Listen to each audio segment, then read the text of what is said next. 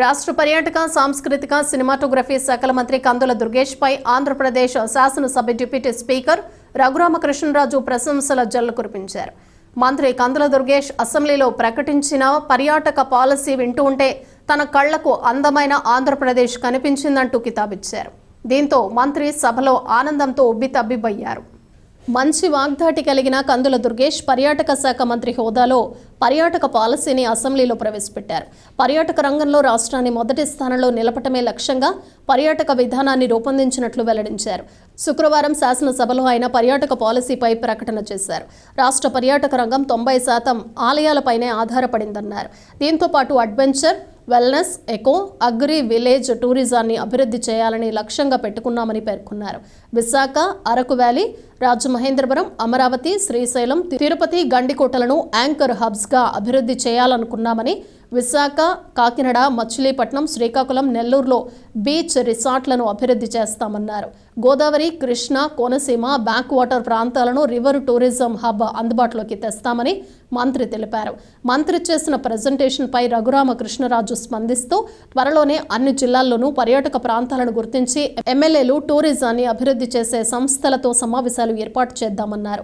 కేంద్ర పర్యాటక శాఖ మంత్రి తనకు స్నేహితుడని, ఇద్దరం కలిసి ఆయన వద్దకు వెళ్లి మంచి ప్రాజెక్టులకు నిధులు తెద్దామని అభినందించారు. మనందరి తరపున కూడా ఆంధ్రప్రదేశ్ రాష్ట్ర ముఖ్యమంత్రి మాన్యశ్రీ చంద్రబాబు నాయుడు గారికి ప్రత్యేకమైనటువంటి ధన్యవాదాలు. కారణం, చాలా కాలంగా ఈ రాష్ట్రంలో పర్యాటక రంగంలో ఉన్నటువంటి వారు కానీ, పర్యాటక రంగం అభివృద్ధి చెందాలని ఆలోచించే వారు కానీ కోరుకుంటున్నటువంటి పర్యాటకానికి పరిశ్రమ హోదా అనేటువంటి అంశానికి ముఖ్యమంత్రి గారు గ్రీన్ సిగ్నల్ ఇవ్వటం, ప్రకటించటం ఇవాళ రాష్ట్రంలో ఉన్నటువంటి పర్యాటక రంగానికి ఒక ఊతం ఇచ్చిందనేటువంటి మాటని సందర్భంగా తెలియజేస్తూ, ఇక మిషన్ వచ్చేటప్పటికి మనం ఆంధ్రప్రదేశ్ని ఒక ఆర్థిక పురోభివృద్ధి సాధించే విధంగాను, అదేవిధంగా ఉపాధి అవకాశాలను కల్పించే విధంగాను, దాంతోపాటు సాంస్కృతిక వైభవాన్ని కొనసాగించే విధంగాను, అదే సమయంలో సుస్థిరమైనటువంటి అభివృద్ధి సాధించే విధంగాను పర్యాటక రంగాన్ని తయారు చేయాలనేటువంటి ఒక మిషన్ తోటి ఈ టూరిజం పాలసీని ఏర్పాటు చేసుకోవడం జరిగింది. మనం ఇప్పుడు ఉన్నటువంటి 4.6% జీవీఏ ఏదైతే ఉందో దాన్ని 28% పెంచాలనేటువంటి ఆలోచన. అదేవిధంగా మొత్తం ఈ పర్యాటక రంగం ద్వారా ఎంప్లాయ్మెంట్ అనేది ఇప్పుడు ఏదైతే 12% ఇస్తుందో ఆ 12% ఉపాధి కల్పనని 15% పెంచాలనేటువంటి ఆలోచన చేస్తా ఉన్నాం.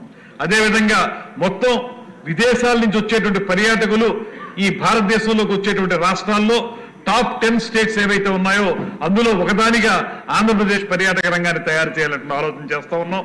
అదేవిధంగా ఇవాళ ఒక టూరిస్ట్ ఇక్కడికి వచ్చిన తర్వాత పర్యాటక రంగంలో ఖర్చు పెట్టేటువంటి డబ్బుని 1700 రూపాయల నుంచి ఒక్కొక్క పర్యాటకుడు కూడా 25,000 రూపాయల వరకు ఖర్చు పెట్టే విధంగా ఆ రకమైన సదుపాయాలను ఇక్కడ ఏర్పాటు చేయాలనేటువంటి ఆలోచన కూడా చేస్తా ఉన్నాం.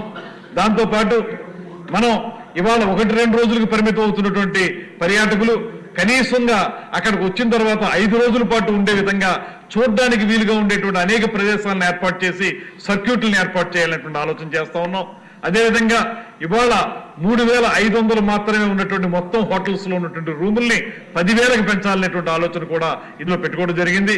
అదేవిధంగా ఇవాళ మనం పీపీపీ అనేటువంటి పద్ధతిని ఏదైతే చెప్తున్నామో పబ్లిక్ ప్రైవేట్ పార్ట్నర్షిప్ అనేది, దాని ప్రకారంగా ప్రైవేట్ పార్ట్నర్స్ ఇన్వెస్ట్మెంట్ 25,000 కోట్ల వరకు పెంపొందించాలనేటువంటి ఆలోచన కూడా దీని ద్వారా చేయడం జరుగుతుంది.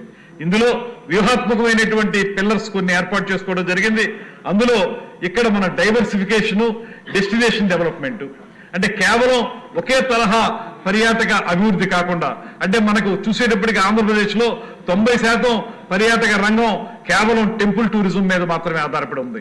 అలా కాకుండా అడ్వెంచర్ టూరిజం కానివ్వండి, వెల్నెస్ టూరిజం కానివ్వండి, ఎకో టూరిజం కానివ్వండి, ఇలాంటి విలేజ్ టూరిజం కానివ్వండి, అగ్రి టూరిజం కానివ్వండి, ఇలా చూసుకుంటే దాన్ని డైవర్సిఫై చేసి వివిధ రకాల పర్యాటక విధానాలని నెలకొల్పాలనేటువంటి ఆలోచన చేస్తా ఉన్నాం. మంత్రి గారు మీరు ఎక్స్ప్లెయిన్ చేస్తా ఉంటే నాకు ఒక అందమైన ఆంధ్రప్రదేశ్ ఊహించుకుంటూ ఉన్నా.